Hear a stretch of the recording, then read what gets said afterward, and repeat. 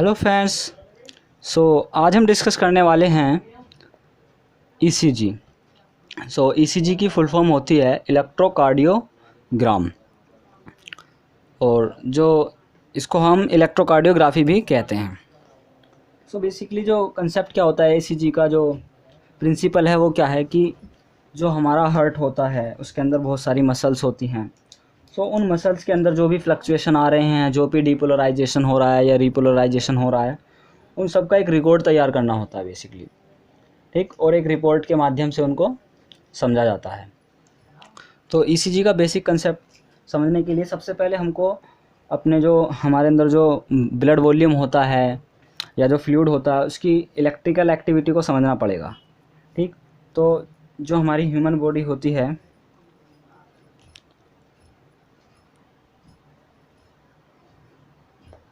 Friends जो हमारी human body होती है उसके अंदर जो फ्लूइड वॉल्यूम होता है,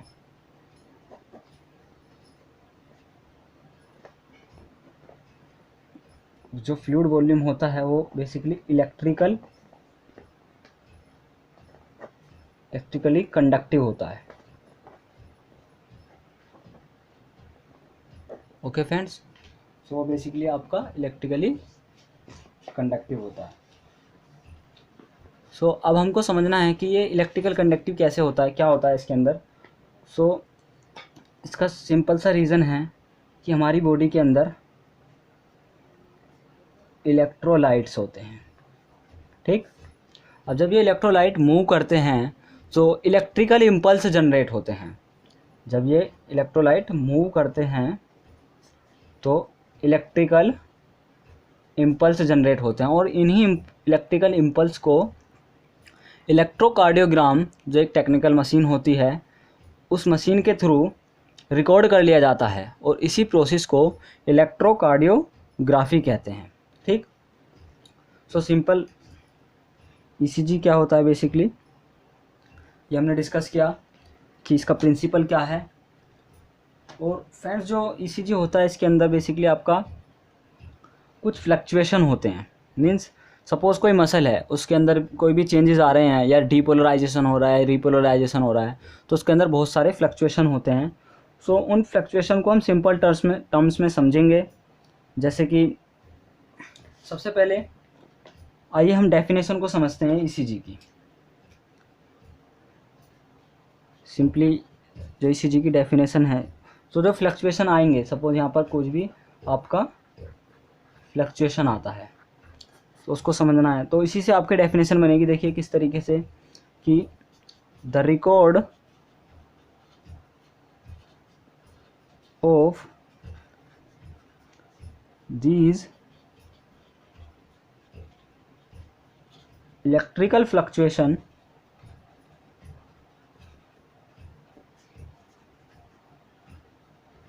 ड्यूरिंग कार्डियक साइकिल। जो आपका कार्डियक साइकिल होता है उस दौरान जो भी फ्लक्चुएशन होते हैं उन सब का जो रिकॉर्ड होता है उसी को हम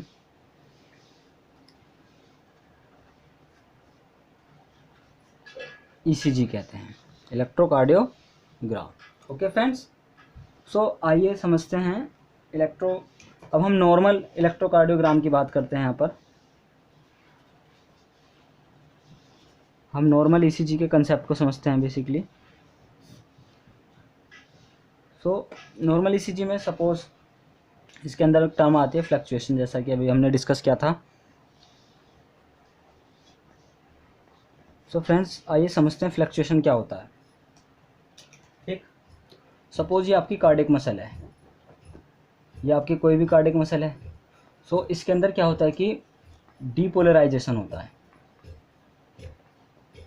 भाई कोई भी मसल अगर कॉन्ट्रैक्ट करती है, रिलैक्स करती है, तो उसके अंदर ये दो प्रोसेस होते हैं, एक डीपोलराइजेशन और एक रीपोलराइजेशन। ओके फ्रेंड्स, इन्हीं दो टर्म्स को ध्यान में रखते हुए जितनी भी स्टेप हम पढ़ेंगे, जितनी भी वेव्स होती हैं इलेक्ट्रोकार्डियोग्राम में, वो सब इन्हीं पर बेस हैं, ठीक। अब जो बेसिकली फ्लक्चुएशन होते हैं वो आपके टू टाइप्स के होते हैं। जो फर्स्ट होता है वो होता है आपका पॉजिटिव फ्लक्चुएशन, और जो दूसरा होता है वो आपका negative fluctuation. Okay friends, so first is positive fluctuation and second is negative fluctuation. So आइए समझते हैं पॉजिटिव फ्लक्चुएशन का क्या मीन्स होता है, नेगेटिव फ्लक्चुएशन का. सो फ्रेंड्स, जैसा कि आप जानते हो, सपोज कोई बेस लाइन है, सिंपली कोई लाइन है, जैसे कि आपकी यहाँ पर मैं ड्रॉ कर रहा हूँ, इसको बेस लाइन कहते हैं. ये आपकी बेस लाइन होती है बेसिकली. तो पॉजिटिव डिफ्लेक्शन का या पॉजिटिव फ्लक्चुएशन का मीन्स क्या होता है कि सपोज यहाँ से आपकी कोई अनदर वेव आ रही है और इस वेव में यदि कोई भी पॉजिटिव डिफ्लेक्शन आया, मीन्स बेस लाइन के ऊपर कोई भी डिफ्लेक्शन आया, तो उसको कहते हैं हम पॉजिटिव फ्लक्चुएशन. ठीक. अब इसके अंदर एक कंडीशन होती है कि ये कब दिखेगा, जब भी आपका इलेक्ट्रोड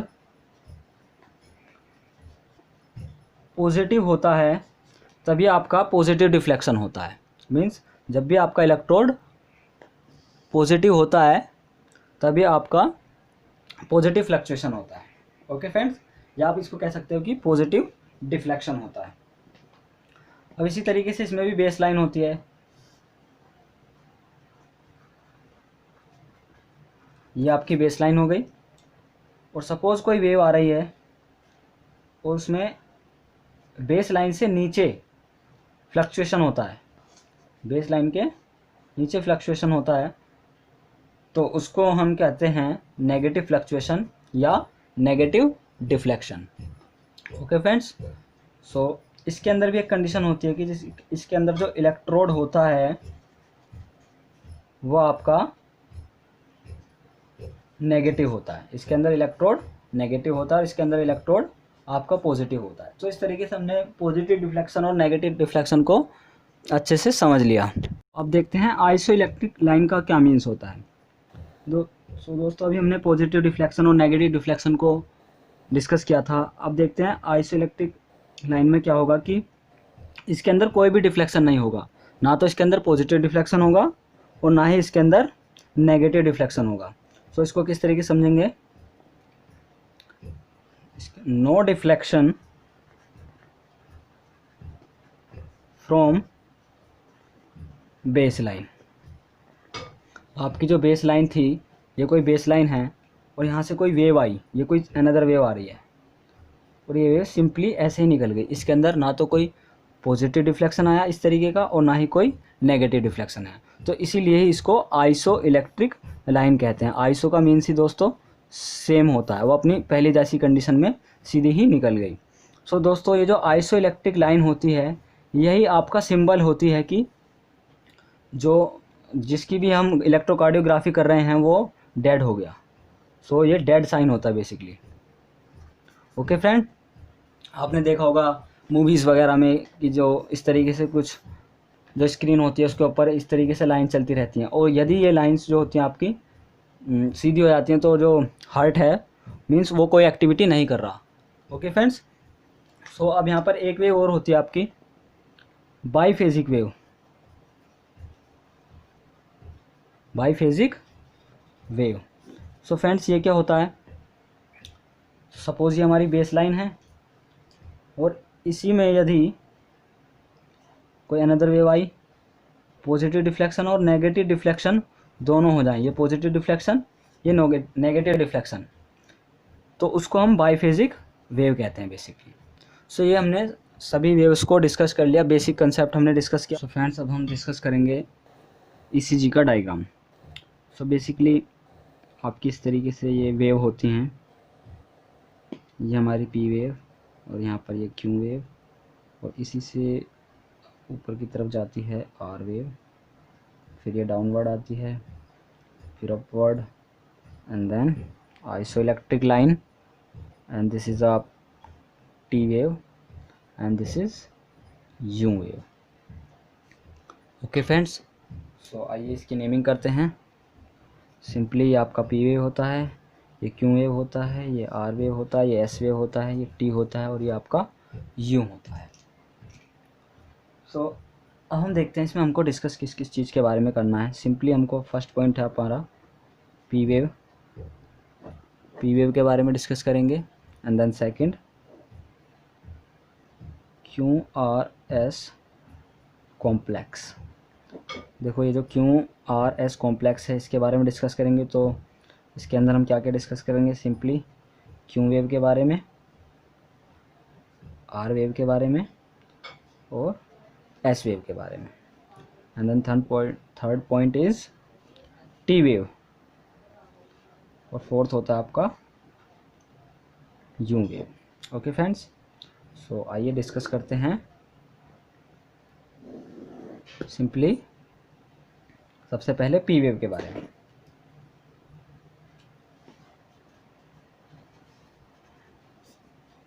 सो देखो जो पी वेव होती है बेसिकली ये पॉजिटिव वेव होती है, ठीक। ये जो है यहाँ से आपकी ये पी वेव है बेसिकली, सिंपली यहाँ से यहाँ तक जो है ये आपकी पी वेव होती है। सो ये हमारी पॉजिटिव वेव होती है और ये किस चीज़ को रिप्रेजेंट करती है। So friends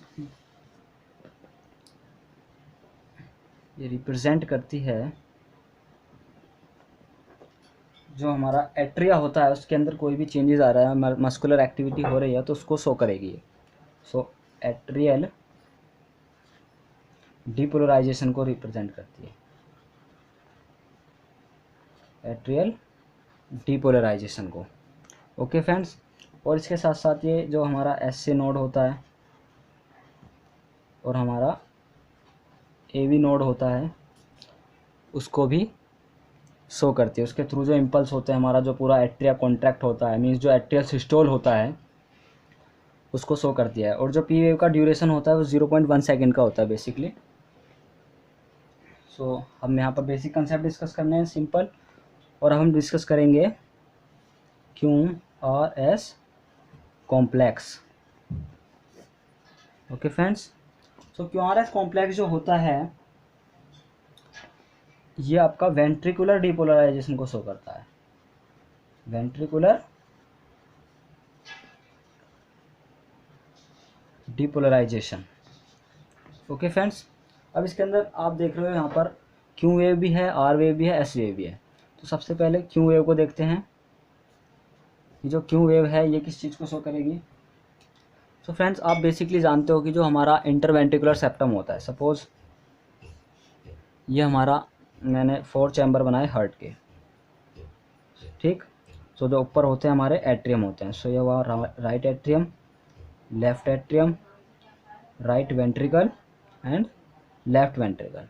okay friends, so जो वेंट्रिकल्स के बीच में जो सेप्टम होता है ये वाला, इसको कहते हैं inter ventricular septum. Okay friends, या हम इसको IVS भी कह सकते हैं, ठीक। सो जो क्यू वेव होता है, जो इंटरवेंट्रिकुलर सेप्टम होता है, इस होल को, इस पूरे के अंदर जो चेंजेस आ रहे हैं उसको शो करता है। इंटरवेंट्रिकुलर सेप्टम के अंदर जो भी आपका डीपोलराइजेशन हो रहा है। ओके फ्रेंड्स, और जो हमारा आर वेव होती है वो किस चीज़ को शो करेगी, जो इंटरवेंट्रिकुलर सेप्टम है इसका जो एपिकल वाला पार्ट है, ये वाला पार्ट, यहाँ पर कोई भी चेंजेस होगा तो उसको आर वेव शो करती है बेसिकली। सो आर वेव जो होती है इंटरवेंट्रिकुलर सेप्टम के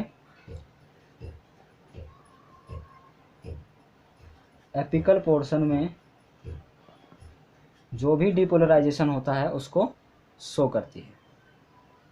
और इसी तरीके से हमारी एस वेव होती है, ये इंटरवेंट्रिकुलर सेप्टम के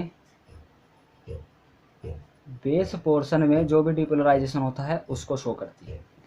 ओके फ्रेंड्स, और लास्ट हमारी टू वेव्स बची हैं, जैसा कि ये हमारी टी वेव होती है बेसिकली। सो टी वेव जो होती है ये जो वेंट्रिकल के अंदर जो रिपोलराइजेशन होता है बेसिकली, जो वेंट्रिकल रिपोलराइजेशन होता है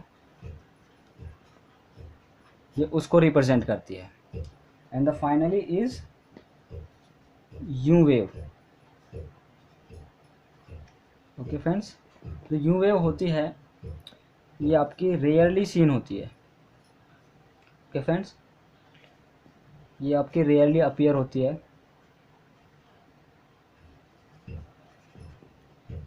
ओके फ्रेंड्स, सो ये आपको रेयरली देखने को मिलती है। बेसिकली इसको सपोज किया जाता है कि जो पैपिलरी मसल होती हैं,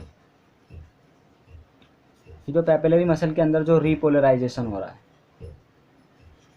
उसको शो करता है बेसिकली।